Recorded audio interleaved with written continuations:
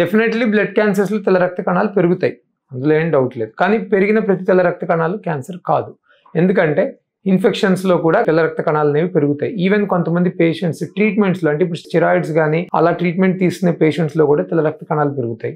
So first తెల్ల రక్త కణాలు పెరిగినప్పుడు క్యాన్సర్ కంటే ముందు ఫస్ట్ ఇన్ఫెక్షన్ రూల్ అవుట్ చేసుకోవాలి. అంటే అతనికి ఏమన్నా వేరే ఇన్ఫెక్షన్స్ కానీ లేకపోతే ఇంకేమైనా ఉన్నాయా, లేదా పేషెంట్ వేరే ట్రీట్మెంట్ ఏమైనా తీసుకుంటున్నాడా, దానివల్ల తెల్ల రక్త కణాలు పెరుగుతున్నాయా.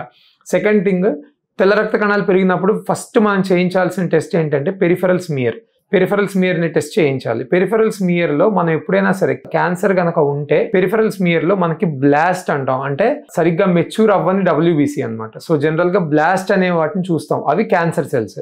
సో తెల్ల రక్త కణాలు ఎప్పుడు పెరిగినా కూడా ఫస్ట్ చేయాల్సిన టెస్ట్ పెరిఫెరల్ స్మియర్. పెరిఫెరల్ స్మియర్లో కనుక బ్లాస్ట్ అనేటువంటిది కనిపిస్తే అది ఖచ్చితంగా క్యాన్సర్. అలా కాదు, తెల్ల రక్త కణాలు పెరిగాయి కానీ పెరిఫెరల్ స్మియర్ నార్మల్గా ఉంది, పేషెంట్కి ఫీవర్ వస్తుంది అన్నప్పుడు మనం వేరే కారణాలు, అంటే ఫీవర్కి డెంగ్యూ కానీ లేకపోతే మలేరియా కానీ అలా వేరే ఫీవర్ రావడానికి వేరే కారణాలు ఏమైనా ఉన్నాయా అనేటువంటిది రూల్ అవుట్ చేసుకోవాలి. బ్లడ్ కల్చర్స్ పంపించడం కానీ అలాగ బ్లడ్లో ఇన్ఫెక్షన్ రావని చూసుకోవాలి. మీరు తీసుకునే అదే మందులు, అదే నాణ్యమైన మందులు, కానీ సగం ధరకే.